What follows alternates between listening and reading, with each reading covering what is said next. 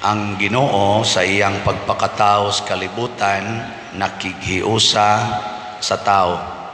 Karon nibalik na siya ngadto sa langit aron makumpleto ang kahiusa sa tao ug sa Ginoo. Kumusta man mo karon? Nahiusa pa mo sa Ginoo?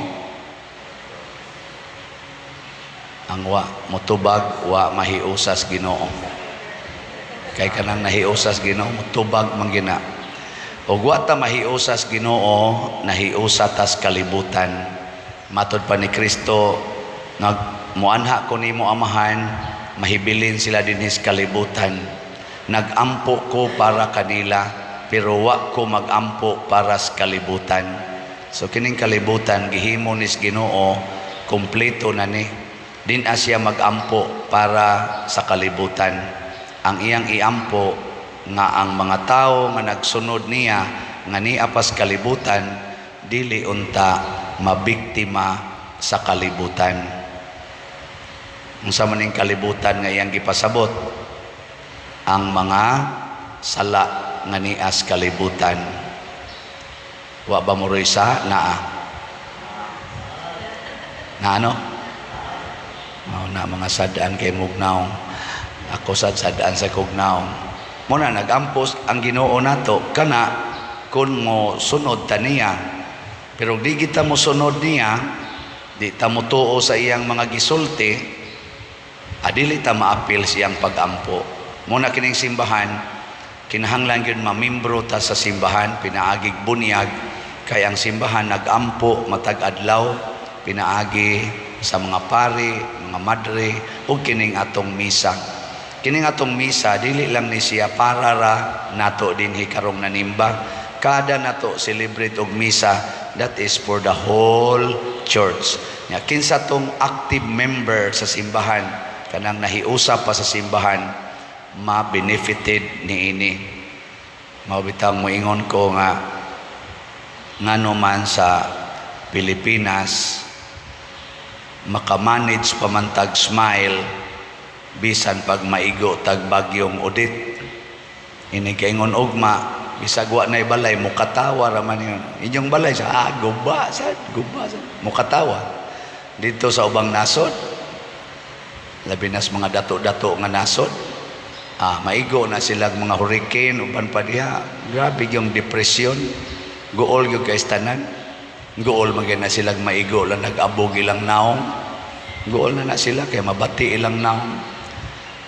Minus kayo og kaning itawag na to bag endurance of pain. Nganong kita diri taas mga itag endurance sa pain. Bisag way hapit bugas, sige lang yapog tungit, no? Bisag way bugas, sige lang yapon og kanang linibakay, way trabaho, sige lang lingkod, linibakay, hingot anay, linibakay. Nganong ingon man ta na ka-relax nga magtan-aw nato ang ubang mga nasod nga particular kay income, ingon sus, you are wasting your time. In our country, time is gold, time is diamond, but you are wasting your time.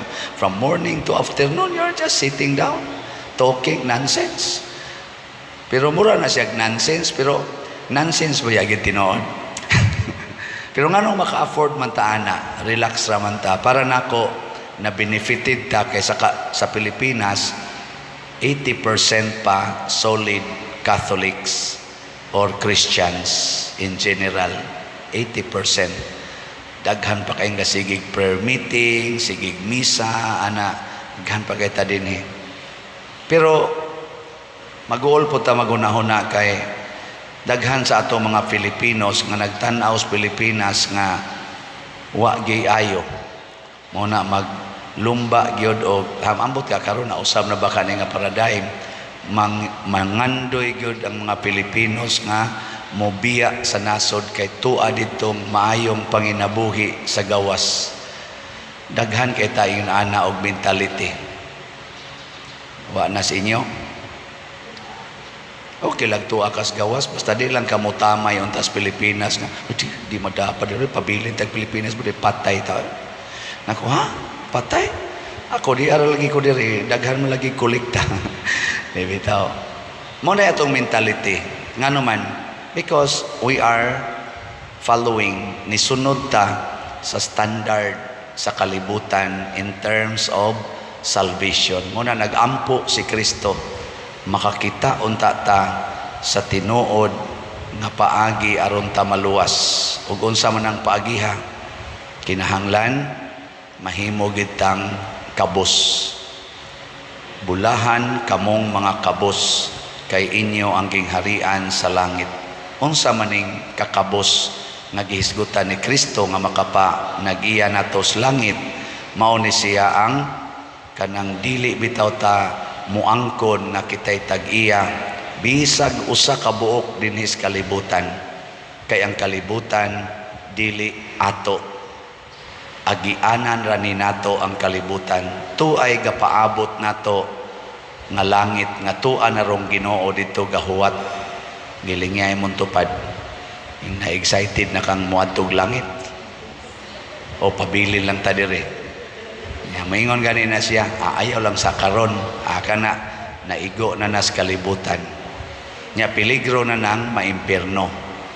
Kana bitang magpangwili kas kalibutan. Tanawa si Mama Mary, pagpatay siyang anak, okay. Si Kristo, pagpatay niya, okay. Si San Pedro Calungsod, atong patron, atong Santos Dinis Visayas, pagpatay niya 17 anyos, okay. Si Lorenzo Ruiz, naani siya ay asawa, ngay anak, pero pagpatay niya dito sa Japan, mga 40 years old, 42 ba, okay kayo, wagi problema. Nga naman, tungod kay ang kalibutan dili ni mo'y atong Pinoyanan, agianan. Muna ang taong kabos nagipasabot ni Kristo, the person who loves heaven and disown the world. Disown the world. Iyan is Ginoo. Do not own it. Muna sa atong tubag sa Salmo, sa atong tubag,